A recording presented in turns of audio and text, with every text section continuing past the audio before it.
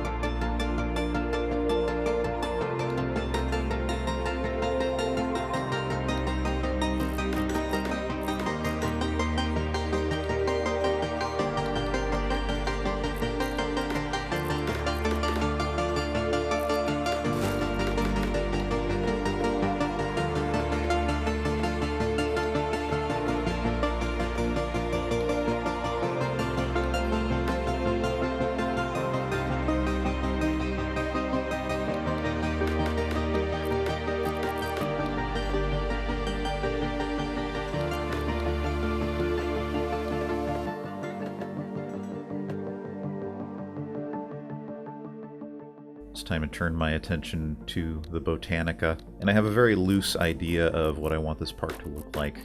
I'm really inspired by the work of a Skylines YouTube creator named Akruas. I'll drop a link to his channel in the description, which is a thing that YouTubers love to say and then never do. But he makes these parks and city designs in general with lots of circles, and that resonates with me, and I'm not sure why. So I'm going to try to replicate that here in this park.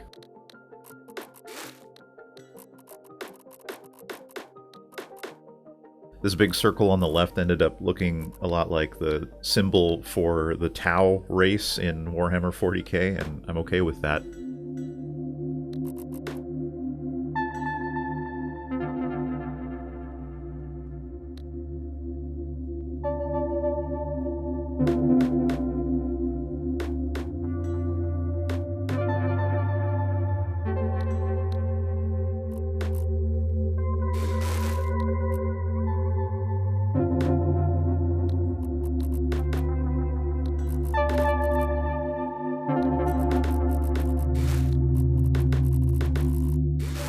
I've also just realized as I'm editing this that this park is sort of reminiscent of crop circles, which is a huge coincidence given that we're dealing with agricultural fields. If anybody asks, I'm just going to tell them that this was totally intentional. And I'm actually a big brain builder.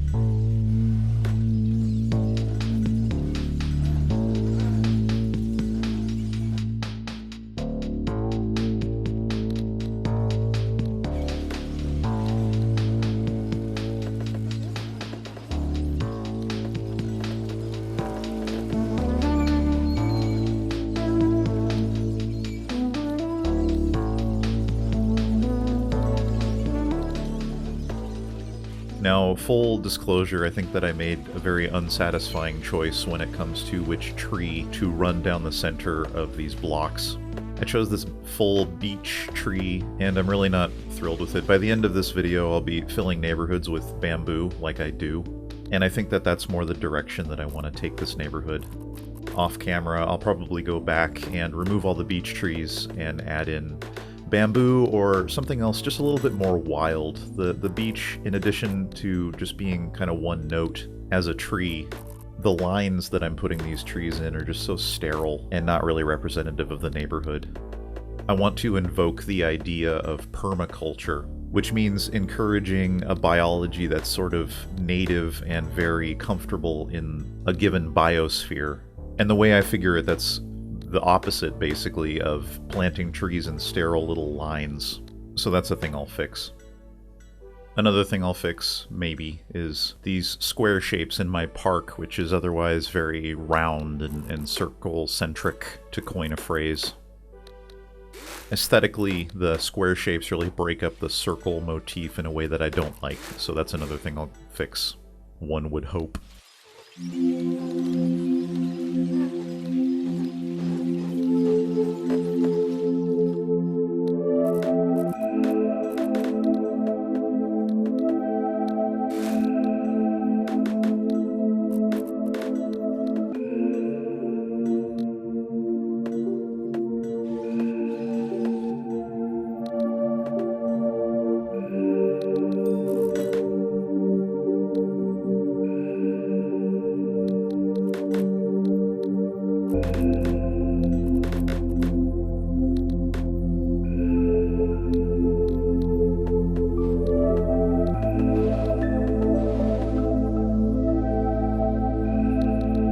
Now, if you see pieces of infrastructure appearing out of nowhere, you are not an insane person as far as you know.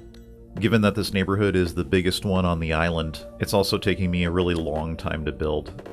And so, given my attention deficit building style where I jump from place to place, I have edited out what I perceive to be the less entertaining parts to try to keep this video under a half-hour long. I'm dropping in these giant trees that I like so much. We put one of those in the engineering district. But here they're grown sort of as public property so everybody can enjoy them, not just the people that live in the neighborhood.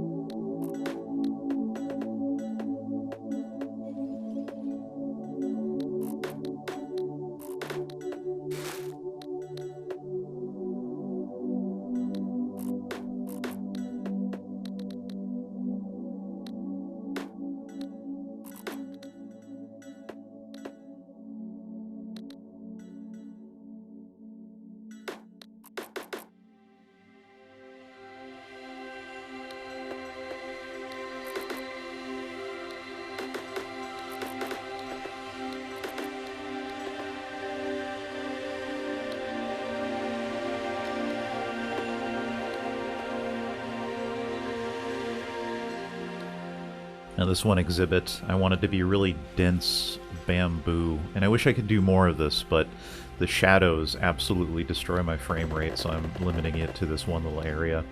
And it looks a little bit light, so I'm adding some young bamboo in there as well. It looks really good. And now, finally, I think I have the scratch to start working on my freeway.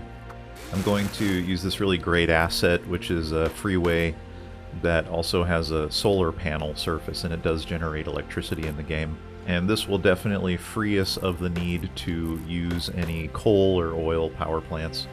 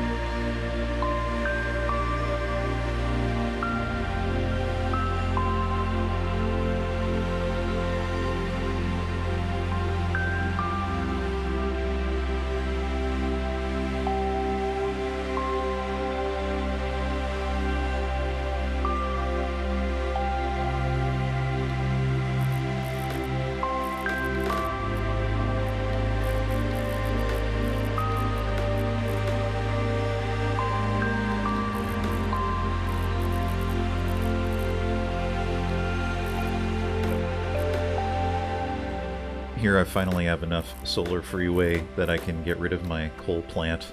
Unfortunately, the money situation is such that I also have to shut down the library as an austerity measure, which I really hate, but I have to remember that none of this is real. It's all digital. Sometimes art imitates life in depressing ways.